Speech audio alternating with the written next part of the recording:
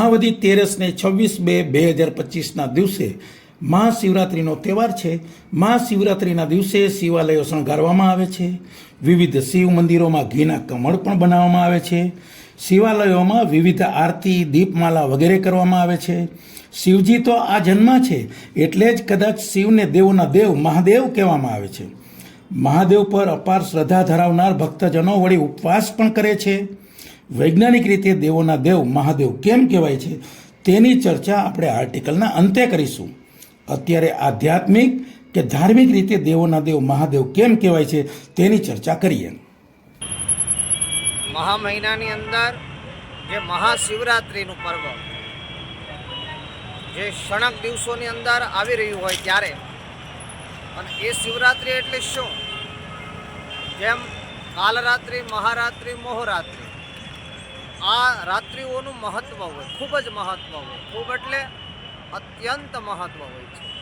એમાં આ શિવરાત્રિનું પર્વ શ્રવણ નક્ષત્રની અંદર આ વખતે આવી રહ્યું છે ત્યારે કે ભગવાન મહાદેવ દાદા જે કરુણાનિધિ કલ્યાણકારી આપણા ભગવાન મહાદેવ દાદા છે, આ સંસારનું જે રક્ષણ કરવાવાળા છે એ ભગવાન મહાદેવ દાદા છે। આમ કહેવામાં આવે તો એ મારા ને તમારા માતા ને પિતા છે, આ જગતના માતા ને પિતા છે। શિવલિંગ પર શિવ ભક્તો હંમેશા જળ, દૂધ, બીલીપત્ર, ધતુરો, દર્ભ, મધ, આકડો વગેરે 7 સમિધ મહાદેવને ચડાવતા હોય છે, કારણ આ 7 સમિધ ભોલે બાબાને અતિશય પ્રિય છે। વળી કેટલાક ભક્તો તો પુષ્પ, કઠોળ, ખાદ્ય ચીજ વસ્તુ વગેરે પણ મહાદેવને ચડાવતા હોય છે। શિવાલયમાં સપ્ત સમિધનો અભિષેક કરવામાં આવે છે। આ સપ્ત સમિધ ગૌમુખી દ્વારા શિવાલયની બહાર નીકળે છે, એટલે શિવજીની પ્રદક્ષિણા સમયે ગૌમુખીને ઓળંગવાની શાસ્ત્રોએ મનાઈ કરેલી છે, કારણ ગાયનું મુખ ગણવામાં આવે છે। આપણા હિન્દુ ધર્મની અંદર શિવજીની 1.5 પ્રદક્ષિણા હોય, એટલે એક આખી અને એક અડધી, એટલે જે ગૌમુખ હોય ત્યાં સુધી જ આપણે એની પ્રદક્ષિણા ફરવાની હોય, ત્યાં ભગવાનનું જલાધાર મૂકેલો હોય, એને પ્રણામ કરવાના હોય, એટલું આપણા ધર્મની અંદર બતાવ્યું છે। એને ઓળંગી શકાય કે નહીં? નહીં, ઓળંગવાની મનાઈ છે। એનું કારણ શું હોય શકે? એનાથી દોષ લાગે છે કે ત્યાં એક ભગવાનના મુખ બનાવવામાં આવેલું છે। દર્શક મિત્રો, ચાલો હવે આપણે વિજ્ઞાનની વાતો માંડીએ મહાદેવની સાથે સાથે। આપણા દેશના ભાભા એટોમિક રિએક્ટર સેન્ટરના ન્યુક્લિયર પાવર સેન્ટરની ડિઝાઇન શિવલિંગ ઉપરથી લેવામાં આવી છે। વિશ્વના બધા જ ન્યુક્લિયર પાવર કન્ટ્રીઝમાં શિવલિંગની ડિઝાઇન છે। અરે પછી ભલે ને મુસ્લિમ ધર્મ પાળનાર પાકિસ્તાન કેમ નથી, એણે પણ શિવલિંગની ડિઝાઇનથી આ ન્યુક્લિયર પાવર સેન્ટર બનાવવામાં આવ્યું છે। ભારતમાં વિવિધ સ્થળોએ આવેલા 12 જ્યોતિર્લિંગ સોમનાથ ગુજરાત, નાગેશ્વર ગુજરાત, મહાકાલ મધ્યપ્રદેશ, મલ્લિકાર્જુન આંધ્રપ્રદેશ, ભીમાશંકર મહારાષ્ટ્ર, ઓમકારેશ્વર મધ્યપ્રદેશ, કેદારનાથ ઉત્તરાખંડ, વિશ્વનાથ ઉત્તર પ્રદેશ, ત્રંબકેશ્વર મહારાષ્ટ્ર, ધૃષણેશ્વર મહારાષ્ટ્ર, રામેશ્વર તમિલનાડુ અને વૈદ્યનાથ ઝારખંડ આવેલા છે। આ 12 જ્યોતિર્લિંગમાં રેડિયેશન વધારે જોવા મળે છે। આ રેડિયેશન બાબતમાં આપણી ભારતની મશહૂર સંસ્થા ઇસરોએ પણ તપાસ કરી છે, તો એને પણ રેડિયેશનની વધુ માત્રા જોવા મળી છે એવું સૂત્રો બતાવી રહ્યા છે।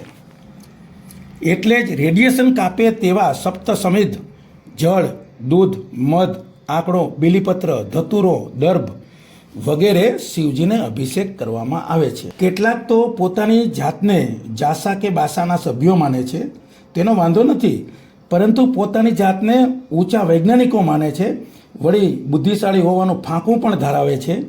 એ લોકો તો ખાસ સનાતન ધર્મને અંધશ્રદ્ધાનો ધર્મ માને છે। ભાઈ, સનાતન ધર્મમાં અંધશ્રદ્ધાને ક્યાંય સ્થાન આપવામાં આવ્યું નથી। હવે આવા કહેવાતા વૈજ્ઞાનિકોને સમજ પડે કે નહીં? અને હજુ પણ સમજ ન પડી હોય તો આપણા 12 જ્યોતિર્લિંગની ગૌમુખને માત્ર 351 દિવસ એક જ સમયે ઓળંગી બતાવો, અને હા, શરીરને આધુનિક લેબમાં ચેક કરાવીને 351 દિવસ ગૌમુખી ઓળંગવાનો પ્રયોગ કરો, અને 352મા દિવસે ફરી શરીરને ચેક કરાવો, એટલે ખબર પડે કે શરીરમાં શું ફેરફાર થયા છે, શું સાવ હાલી નીકળ્યા છો। વિશ્વનો સૌથી પ્રાચીન ધર્મ છે, કંઈક સમજો તો ખરા। વિજ્ઞાન પાસે આજે જે નથી તે બધું જ સનાતન ધર્મમાં અત્યારે પણ છે। હવે સમજ પડી કે નહીં? હજી નથી પડી? તો ચાલો બીજી એક બાબત ભોલે બાબાની લઈએ. ઈસુની પૂર્વે 3જી સદી એટલે કે ઈસુનો જન્મ થયો એ પહેલાં 300 વર્ષ અગાઉ ગ્રીકની અંદર એક વૈજ્ઞાનિક, જ્યોતિષ, ખગોળશાસ્ત્રી, લેખક અને કવિ જોરદાર થઈ ગયો.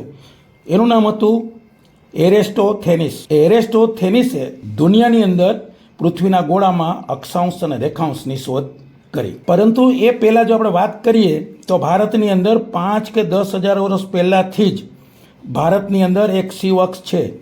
જે શિવ અક્ષની અંદર કેદારનાથ, મહાકાળ, કાલેશ્વર, એકંબરેશ્વર, ચિદમ્બરેશ્વર, રામેશ્વરમ જેવા 9 શિવાલયો એક જ લાઇનમાં આવેલા છે.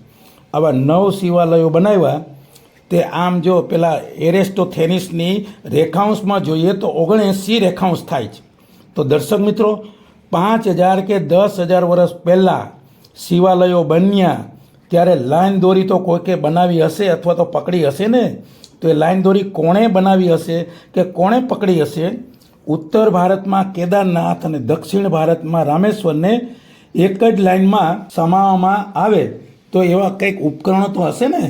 તો સનાતન ધર્મની ઉપયોગિતાની હવે તો સમજ પડી હશે. અને સમજ ન પડી હોય તો નેક્સ્ટ આપણે આર્ટિકલ લાઈવ રાખીશું. આ આર્ટિકલ પહેલાં જે વિજ્ઞાન જાસા કે વિજ્ઞાન ભાષાવાળાને પહોંચાડવા શેર કરજો, લાઈક કરજો અને સબસ્ક્રાઈબ કરજો. Thank you.